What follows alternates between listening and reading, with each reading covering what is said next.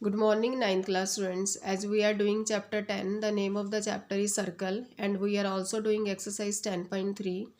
In exercise 10.3, student, we have already completed the question number 1 and 2, and today we will try the question number 3. In question number 3, we have given that if two circles intersect at 2 points, then prove that their centers lie on the perpendicular bisector of the common chord. Means कि अगर दो circle intersect कर रहे हैं, दोनों circle हैं, दोनों circle का सेंटर डिफरेंट है, डेट इज़ फर्स्ट सर्कल का सेंटर है ओ और सेकंड सर्कल का सेंटर है ओ डैश। दोनों सर्कल एक दूसरे को इंटरसेक्ट कर रहे हैं तो ये किस पॉइंट पर दोनों किस पॉइंट पर ये इंटरसेक्ट हो रहे हैं कि first one is A and जो इस पॉइंट पर इंटरसेक्ट हो रहा है और सेकंड वन इज़ बी। तो अगर मैं ए और बी को ज्वाइन करूं तो एक लाइन से ये ज्वाइन होता है और ये जो लाइन है वो फर्स्ट सर्कल के लिए भी बनती है कोड और जो सेकंड ये सर्कल है उसके लिए भी ये क्या बनती है लाइन कोड। तो इट मीन्स कि ए बी एक ऐसी लाइन होगी जो कि कॉमन कोड होगी किसकी, जो सर्कल पहला ड्रॉ किया है और जो सर्कल सेकंड ड्रॉ किया है। तो कॉमन कोड ए बी होगी और सेंटर जो है वो ओ और ओ डैश हो गए दोनों सर्कल के, और ओ और ओ डैश को ज्वाइन करें तो और ए बी को ज्वाइन करें मीन्स ए बी लाइन और ओ ओ डैश लाइन, दोनों लाइंस आपस में जो एक दूसरे को इंटरसेक्ट कर रही हैं तो वो परपेंडिकुलर बाइसेक्टर बन रही है। मीन्स कि जो दोनों सेंटर्स हैं वो ए बी जो कॉमन कोड वाली लाइन है उसके ऊपर परपेंडिकुलरली बाइसेक्ट कर रहे हैं। तो ये लिखा है कि their centre lie on the perpendicular bisector of the common कोड। मीन्स कि दोनों सेंटर की जो लाइन जा रही है वो कॉमन कोड पर परपेंडिकुलरली बाइसेक्ट है। तो हमें ये प्रूफ करना है तो हम गिवन में क्या लिखेंगे कि two circle with centre O and O dash, two circle हैं, सेंटर है ओ और ओ डैश, इंटरसेक्ट करे एक दूसरे को किस पॉइंट पर, each at a point A and B. तो ये दोनों ए और बी पॉइंट पर क्या है इंटरसेक्ट कर रहे हैं with common code. Common code उनकी कौन सी बन गई, ए बी। तो अगर ए बी कॉमन कोड बन गई तो हम क्या लिखेंगे, टू प्रूफ हमें यही करना है कि दोनों सेंटर से जो लाइन जा रही है वो ए बी कॉमन कोड पर परपेंडिकुलर है। Means O O dash perpendicular है किसके ऊपर, ए बी के ऊपर। या वर्ड्स में हमने लिख दिया है कि A B is bisected at right angle at O O dash. अब कंस्ट्रक्शन कहता है कि join O to A, O B, O dash A और O dash B. Means O centre को ए पॉइंट से ज्वाइन किया, ओ सेंटर को B से, ओ डैश सेंटर को भी ए से और ओ डैश सेंटर को भी बी से, सबको ज्वाइन कर दिया। तो हमारे पास यहाँ ट्राइंगल्स फॉर्म हो गए। मैंने फर्स्ट ट्राइंगल या प्रूफ मुझे जो लेना है उसमें मैंने दो ट्राइंगल कौन कौन से ले लिए, that is A O O dash, this one is A O O dash, और सेकेंड ट्राइंगल मैंने लिया बी ओ ओ डैश। अब इन दोनों ट्राइंगल में कॉन्ग्रेंसी रूल को कवर करना है। कॉन्ग्रेंसी रूल ये कहती है कि सबसे पहले मैंने लिखा कि जो ओ ए है और ओ बी है वो दोनों इक्वल है, ब्रैकेट में लिखा क्यों, क्योंकि ये रेडियस है। ओ से लेकर ए और ओ से लेकर बी, एक जो फर्स्ट वाला ट्राइंगल है उसकी रेडियस बनती हैं, दोनों ही इक्वल हैं। बट अगर मैं देखूं तो ट्राइंगल के अकॉर्डिंग जो ओ ए ट्राइंगल है, जो ओ ए साइड है वो ऊपर वाले ट्राइंगल की बनती है और जो ओ बी साइड है वो नीचे वाले ट्राइंगल की बनती है। तो दूसरी तरफ से ये दोनों रेडियस क्या है, इक्वल है और साइड्स भी इक्वल होंगी। तो हमने लिख दिया कि O A is equal to O B. अब अगर मैं इस सर्कल में देखूं जिसका सेंटर ओ डैश है तो ओ डैश ए से लेकर ओ डैश बी वो भी इक्वल होंगी, क्योंकि इस सर्कल के सेंटर जो रेडियस होंगी वो दोनों क्या होंगी, इक्वल। तो ओ डैश से लेकर ए तक रेडियस है, ओ डैश से लेकर बी तक रेडियस है, दोनों इक्वल हैं। बट ऊपर वाले ट्राइंगल के लिए ओ डैश ए साइड है और नीचे वाले ट्राइंगल के लिए भी ओ डैश बी उसकी साइड है। तो दोनों साइड्स इक्वल होगी। और हमने कहा कि ये ओ से लेकर ओ डैश तक जो साइड जा रही हैं दोनों ट्राइंगल में वो दोनों ट्राइंगल की कॉमन साइड बनती है। तो हमने लिख दिया O O dash is equal to O O dash, that is common. अब अगर देखा जाए तो मेरे पास साइड साइड साइड मीन्स कि by side side side congruency rule में क्या बोलूँगी कि triangle A O O dash congruent है किसके, triangle B O O dash के।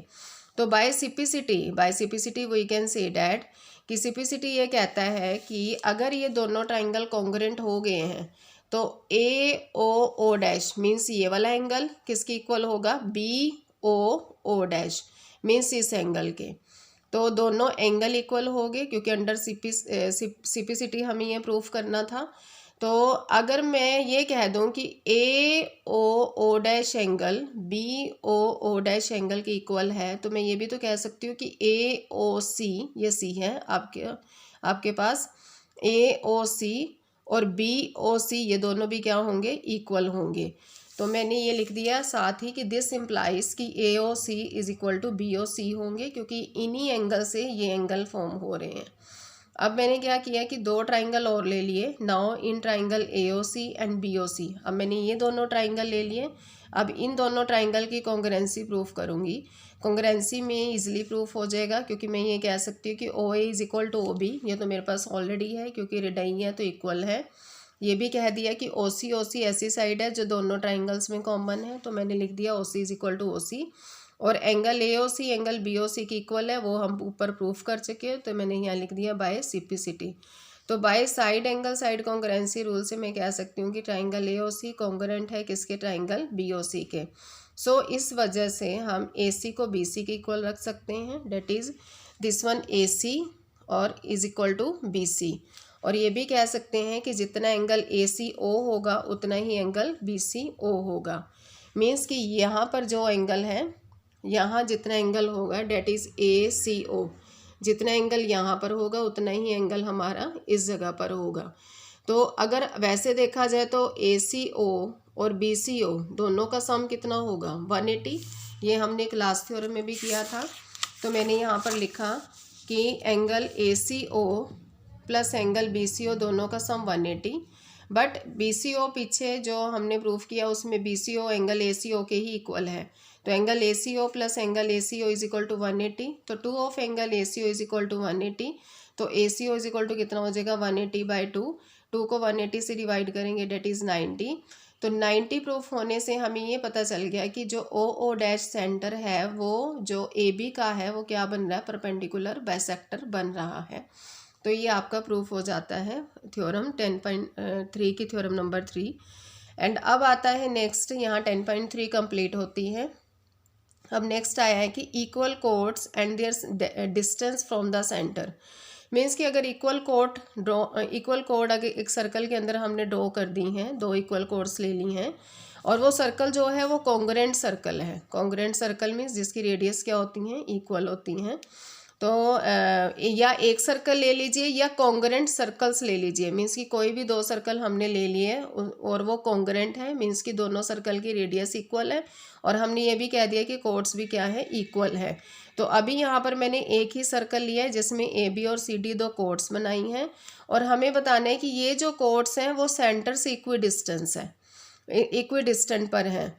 तो मीन्स कि कोड जो है सेंटर से इक्विडिस्टेंस पर है, कि मीन्स कि मैंने ये सर्कल बनाया और ए बी सी डी दो कोड बनाई, दोनों इक्वल हैं। सेंटर से यहाँ पर एक मैंने पॉइंट ले लिया एक्स, और यहाँ ओ से लेकर वाई तक, मीन्स कि सेंटर से पॉइंट ले लिया कोड के ऊपर वाई।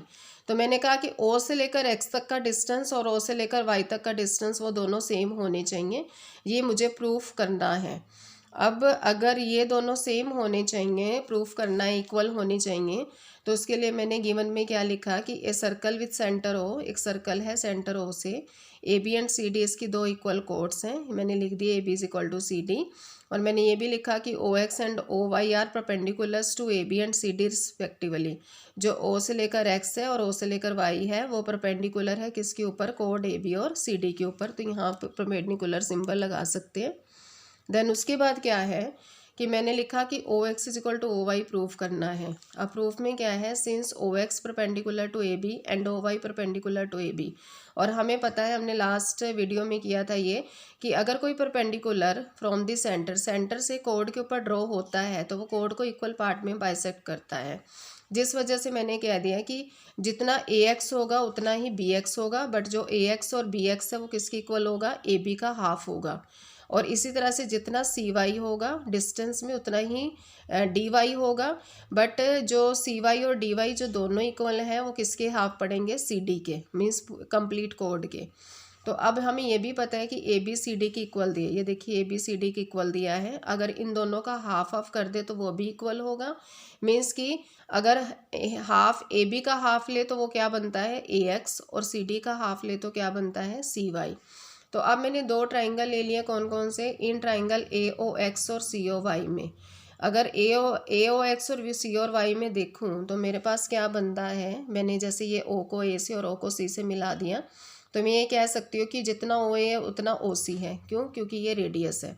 मैंने ये भी कह दिया कि एंगल ए ओ एक्स से जितना बनता है उतना ही एंगल ओ वाई सी बनता है, क्योंकि दोनों क्या है 90 हैं। और ये भी कह दिया कि जितना ए एक्स है उतना ही सी वाई है, ये मैं पहले ऊपर प्रूफ कर चुकी हूँ, फ्रॉम 1 मैंने लिख दिया। तो बाय ट्राइंगल ए ओ, अगर by R H S rule देखूँ तो triangle A O X congruent है किसके, ट्राइंगल सी ओ वाई के। अगर सी ओ वाई के कॉन्ग्रेंट है ट्राइंगल ए ओ एक्स, तो by simplicity we can say that कि O X must be equal to O Y. तो मुझे यही प्रूफ करना था कि सेंटर से जो डिस्टेंस कोड के ऊपर आ रहा है वो परपेंडिकुलर डिस्टेंस सेंटर से पहली कोड पर और परपेंडिकुलर डिस्टेंस सेंटर से दूसरे कोड पर जो आ रहा है वो दोनों ही डिस्टेंस क्या होंगे, इक्वल होंगे। तो ये हमने प्रूफ कर दिया है। तो स्टूडेंट ये दोनों थ्योरम्स आपने करनी है। Thank you and have a nice day.